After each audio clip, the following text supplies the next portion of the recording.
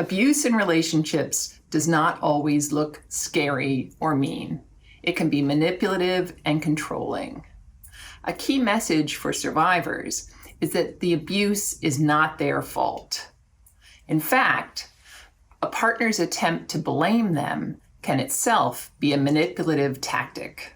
The retreat works with over 2,000 students per year to help them understand what's healthy and what's unhealthy in relationships. We help them learn about setting boundaries, about red flags for potentially manipulative or unhealthy emotional relationships, and we focus on technological abuse, which has become a major issue in the past several years. The retreat's Teen Leadership Council, student volunteers, and our college interns have partnered with us to really address some of these issues related to abuse and technology.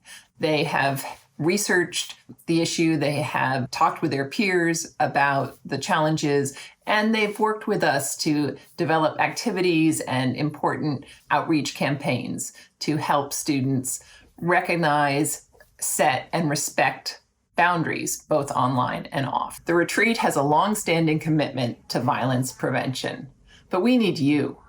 Join us by supporting the retreat, learning more at All Against Abuse, and participating in our education programming and events. Hi, I'm Monica Lewinski. Some of you who were around in 1998 may remember me from One History. But in more recent history, I've been an anti-bullying activist working to create a safer and more compassionate world for all of us and our young people, especially online. Cyberbullying is not just impacting comments on your social media posts, it's invading people's lives. We need to work together to raise awareness about this issue.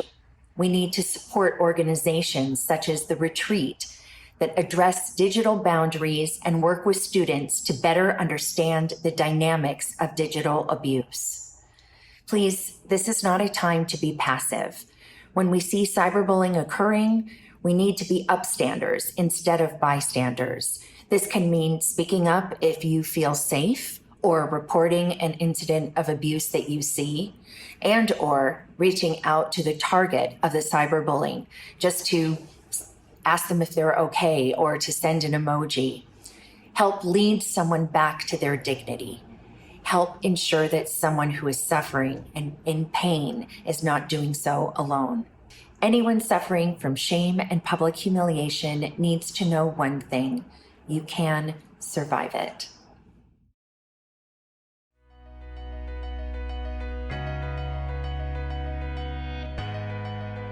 What is one piece of advice you would give your younger self about digital boundaries? Keep doing your thing and don't get too sucked into what other people are posting about or small comments or just small intentions that other people seem to have towards you.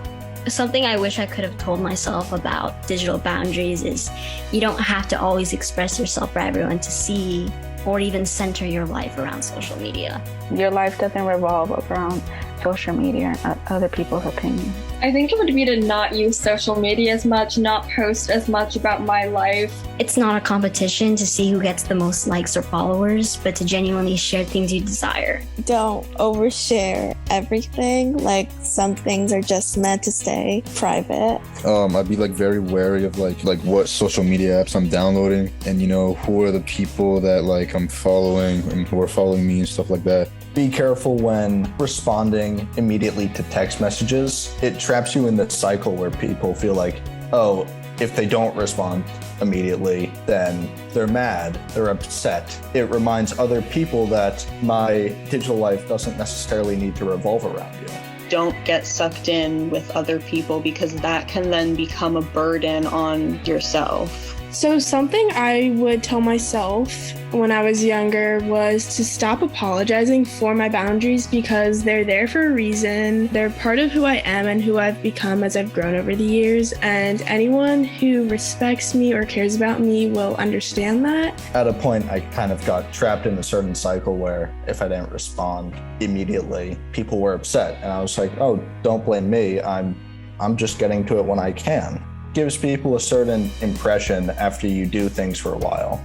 And then it's hard to change. I had to take a step back and actually realize this is my life and I don't have to worry about other people's opinions. When I first started having like social media, like access to Snapchat and Instagram, I would like overshare everything. And then like one day I was like, wait, none of this is like really necessary. Like, you don't need TikTok and Instagram to tell you how to be or get more followers, and just overall enjoy your time looking at the real world and creating memories that are time worthy.